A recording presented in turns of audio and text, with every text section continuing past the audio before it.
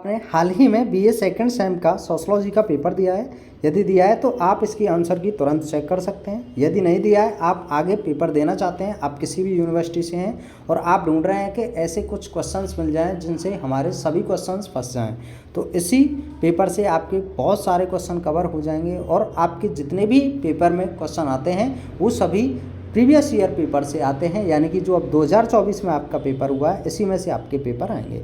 तो ये सोशोलॉजी का paper society in India structure organisation and change के नाम से है। तो चलिए इसके क्वेश्चन नंबर हमने 1 से लेकर 50 तक तो कंप्लीट कर लिए हैं। अब हम स्टार्टिंग करते हैं 51 से। अब 51वें क्वेश्चन को देखते हैं और 51 से और 100 तक हम इन सभी क्वेश्चन को कवर करेंगे। तो चलिए शुरुआत करते हैं क्वेश्चन नंबर 51 से। भारतीय संविधान में अब तक कितनी भाषाओं को मान्यता दी गई है? तो राइट आंसर हो जाएगा ऑप्शन नंबर बी, 22 भाषाओं को। नेक्स्ट है परिवर्तन क्या है? तो परिवर्तन क्या है, इसका राइट आंसर हो जाएगा ऑप्शन नंबर सी, यानी कि सर्वव्यापी और सर्वकालीन दोनों तरह का है। ए और बी दोनों इसका राइट आंसर हो जाएगा। चलिए आगे देख लेते हैं हम। आगे दिया गया है मौर्य वंश का संस्थापक कौन था?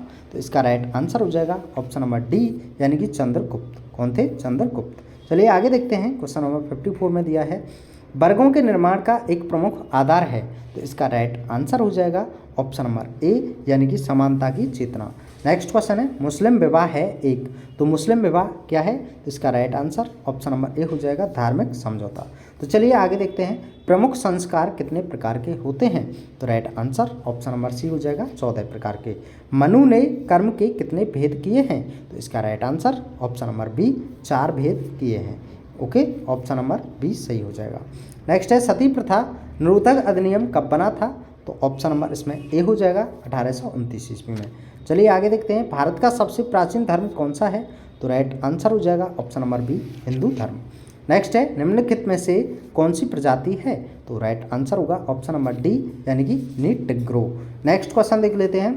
एक निश्चित भूभाग में रहने वाले व्यक्तियों के समूह को क्या कहा जाता है? तो इसका राइट आंसर हो जाएगा ऑप्शन नंबर सी, यानी कि समुदाय। चलिए नेक्स्ट देख लेते हैं। आगे दिया है क्वेश्चन नंबर 62 में जाति एक बंद वर्ग है। तो इसका right answer option number D हो जाएगा, जीएस घुरिये। नेक्स्ट क्वेश्चन देखते हैं। आगे दिया है वर्ग की अवधारणा किससे जुड़ी है? तो राइट आंसर होगा ऑप्शन नंबर ए, यानी कि ब्रह्मा से। आगे है क्वेश्चन सामाजिक वर्ग में निम्नलिखित में से कौन सम्मिलित है? तो इसका राइट आंसर हो जाएगा ऑप्शन नंबर डी, यानी कि उपरोक्त सभी कृषक, शिक्षक, डॉक्टर ये सभी आते हैं। आगे है उत्तर प्रदेश की जनसंख्या कितनी है? तो right answer option number C, 32.32 crore.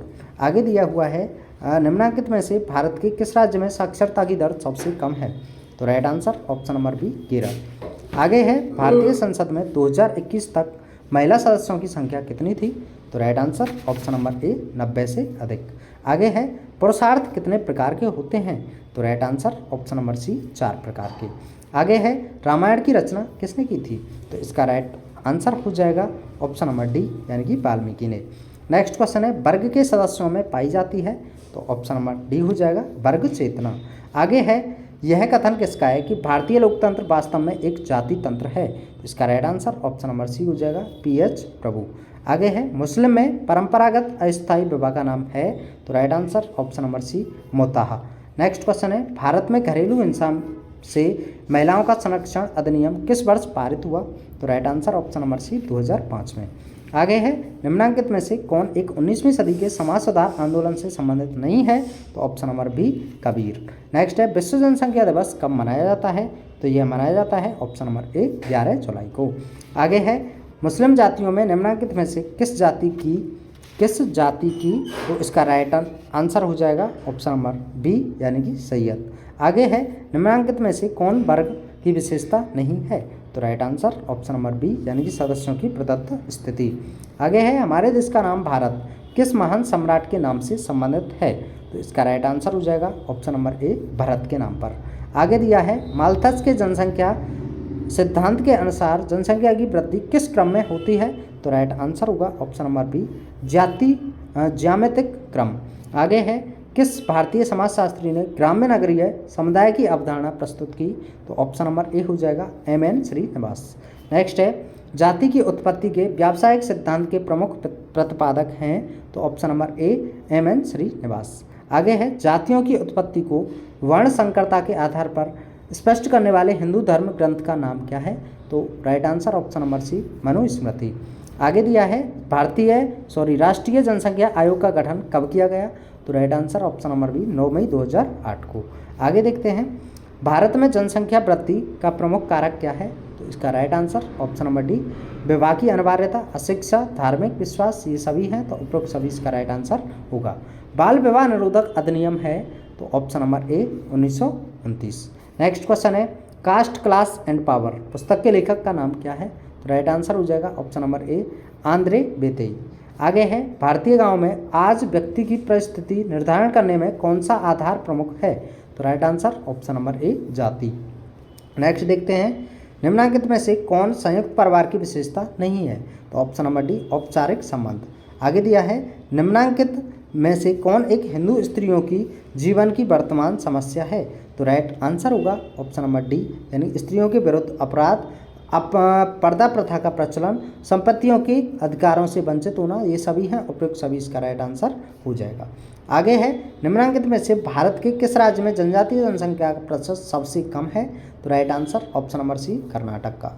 Next देख लेते हैं हिंदुओं में आज विवाह के किस स्वरूप का प्रचलन सबसे अधिक है? तो राइट आंसर प्रजापत्य विवाह, ऑप्शन नंबर डी। नेक्स्ट है निम्नलिखित में से कौन हिंदू स्त्रियों की वर्तमान समस्या नहीं है? तो राइट आंसर होगा ऑप्शन नंबर सी अंतर्जातीय विवाह पर नियंत्रण। नेक्स्ट है द इंडियन विलेज नामक पुस्तक के लेखक कौन है? तो right answer option number B M N. Srinivas. आगे है जनजातियों में विस्थापन का मुख्य कारण क्या है?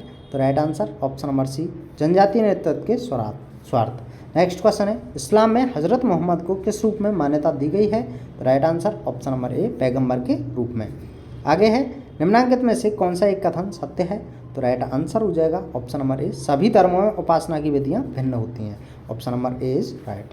नेक्स्ट है भारत में राज्यों के विभाजन का आधार होता है? तो ऑप्शन नंबर डी यानी कि भाषा।